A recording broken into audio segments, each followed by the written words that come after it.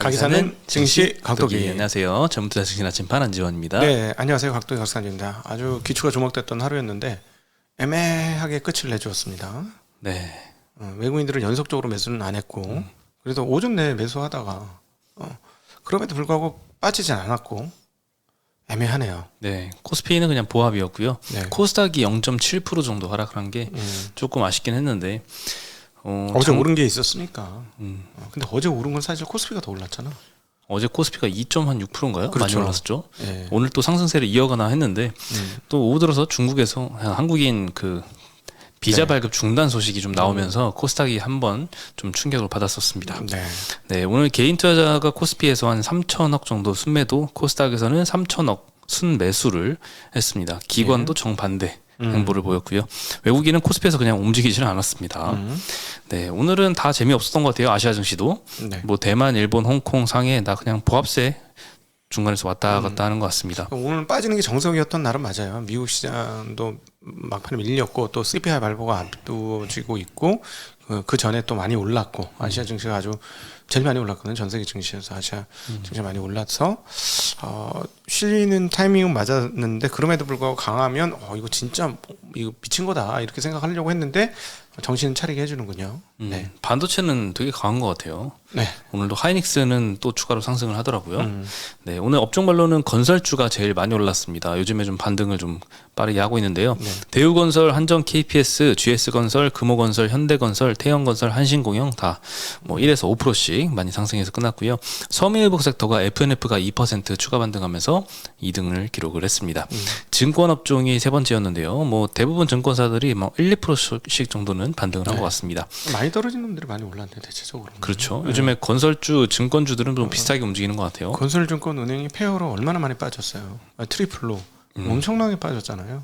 네, 그거 좀 올리고 있는 것 같으네. 네, 은행주도 오늘 좋더라고요. 네. 네, 그 행동주의 이후로 이 주주 환원에 대한 기대감이 굉장히 커지고 있습니다. 근데 오늘도 뭐 온라인 파트너스에서 요즘 종횡무진 하시는데 그 우리은행에서 다올 인베스트 사겠다고 하니까 이게 도대체 퍼가 몇 배인데 지금 수백 배짜리 퍼를 사냐 미친 거 아니냐 3천억에 사면 말도 안 된다.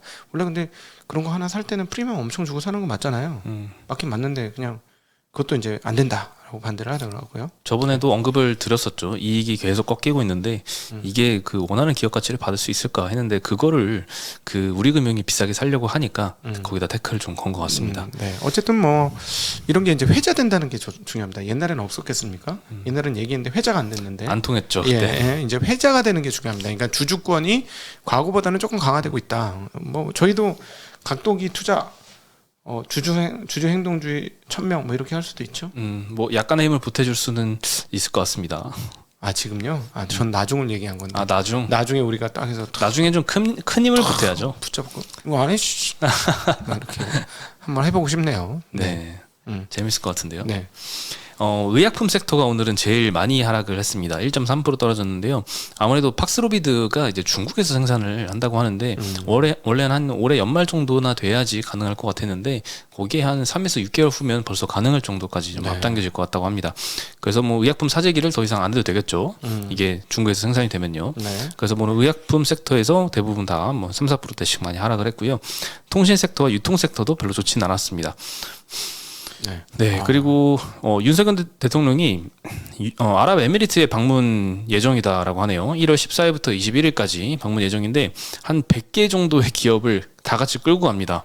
경제 사절단 형태로 해서 끌고 가는데 뭐 에너지, 인프라, 방위, ICT, 게임, 스마트팜, 관광, 소비재 등 각 분야 기업들을 다 이렇게 군단으로 이렇게 데려가는 것 같은데요.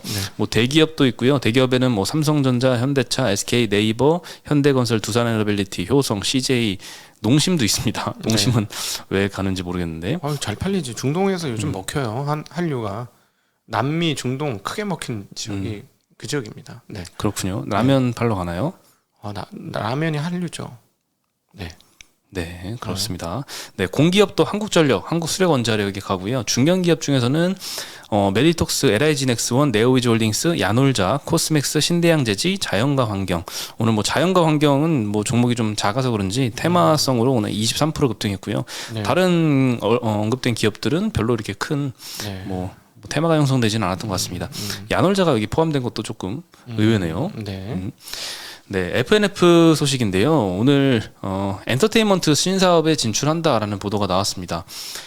정말 새로운 행보들을 많이 보이는 것 같아요. FNF가 자회사로 FNF 엔터테인먼트를 설립을 해서요. 첫 프로젝트로 대형 글로벌 오디션을 개최할 예정이라고 합니다. 뭐 슈퍼스타 K 같은 뭐 그런 것들을 이제 하려고 하는 것 같은데 세계 각국에서 K-팝 스타 꿈꾸는 지원자들을 받아서 대중의 투표도 하고요. 데뷔 그룹으로 선정해서 최종 데뷔도 시켜주는 이런 걸그룹 선발 프로젝트를 한다고 합니다. 네. 올해 하반기부터 뭐 방송한다고 하니까 여기 인기가 많으면 FNF 주가에도 좀 영향을 크게 줄 수도 있겠네요. 뭐 시너지는 있지. 옷을 입히면은 사실 누가 옷을 입었느냐에 따라 쫓아가잖아요. 엄청난 광고 효과를 누릴 수 그렇죠. 있겠죠. 약간의 시너지가 있는 것 같기는 합니다. 네. 네. 그리고 중국 정부에서 한국인 단기 비자 발급 중단했다라는 소식이 오늘 좀 시장에 영향을 좀 끼쳤던 것 같은데요. 최근에 한국이 중국인 입국자에 대한 방역 조치를 그럼 강화를 하고 있잖아요. 이거는 한국뿐만 아니라 전 세계에서 뭐 주변국에서 다 이런 조치를 하고 있는데 한국이 좀 심한 편입니다. 지금 유럽하고 상당히 많은 국가는 그냥 오라고 다 풀어줬어. 중국에서는 좀 되게 싫어하는 것 같아요. 이런 움직임을. 그렇죠. 왜냐하면은 그 리스트를 보니까는 초록색, 주황색, 빨간색인데 한국이 빨간색이야.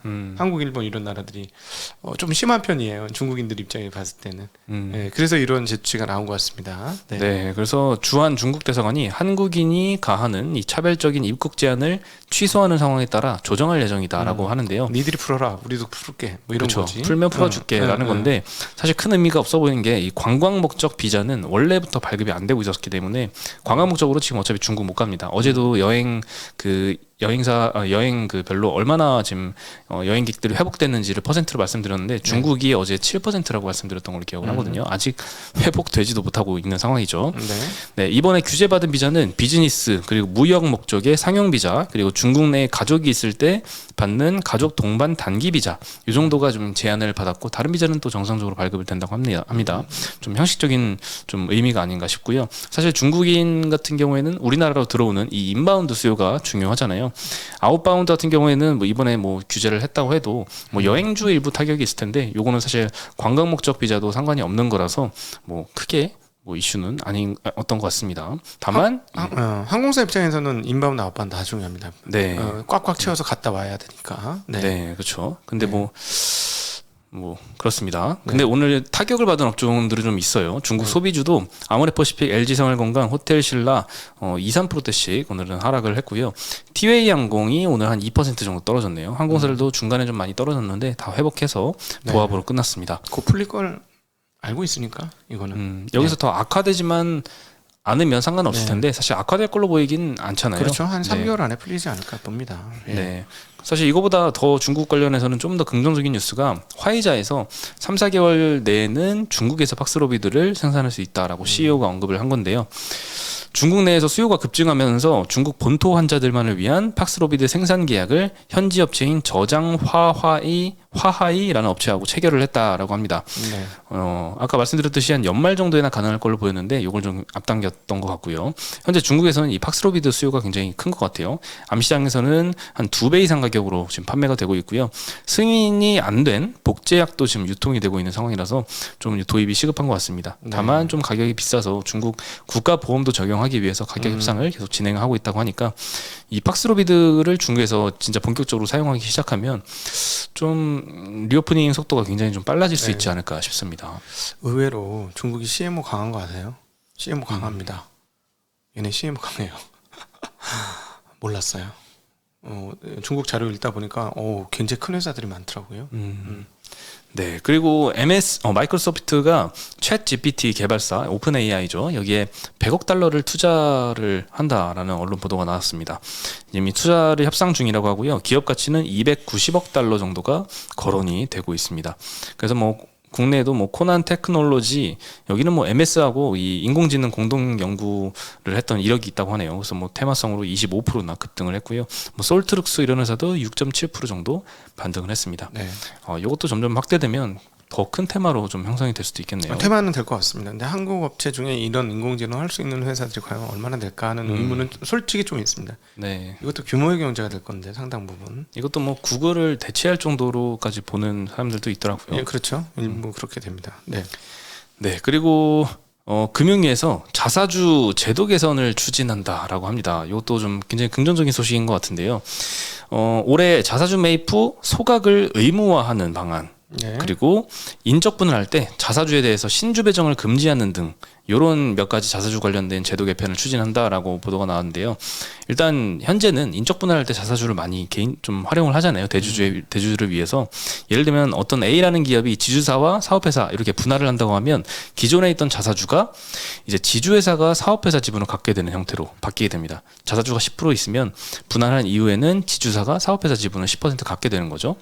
사실 자사주라는 거는 애초에 매입할 때부터 회사 자금으로 산 거잖아요. 회사 자금이란 말은 주주들이 공동으로 이제 공동의 돈으로 주주들의 돈으로 다 같이 자사주를 매입을 한 건데 이거를 대주주의 지배력 강화를 위해서 활용이 된다는 점이 좀 좋지는 않았죠. 여기 지적이 굉장히 많았고, 그리고 자사주는 이제 의결권이 없었는데 분할한 이후에 갑자기 이게 지주사의 사업회사 지분이 되면 의결권이 생기잖아요. 예. 그러면 이제 다른 소액주주 입장에서는 내 의결권의 몫이 그만큼 희석이 될 수도 있는 거죠. 그렇죠. 배당도 마찬가지 있고요. 그래서 이것들을 좀 방지를 하고자 하는 목소리가 좀 많았는데 이제 좀 금융위에서 좀 움직임을 좀 보이지 않나 이런 생각이 듭니다.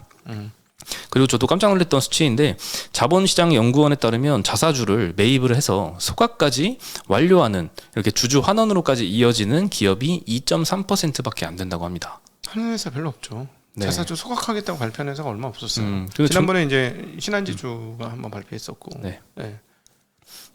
그렇죠. 메리츠도 잘 네. 하는 회사고요. 네, 근데 별로 없어요. 그 3,000개 회사 중에 손으로 꼽잖아요. 네, 얼마 없습니다. 네, 2.3%밖에 안 될 줄은 몰랐는데요. 너무 적은 거 아닌가요, 이거는? 그러니까 이 모양 이 꼴이죠. 예, 미국에서는 거의 자사주 매입하면 소각으로 이제 연결이 되는데 거긴 좀 지나치지. 너무 지나쳐. 자본이 없잖아. 자본이.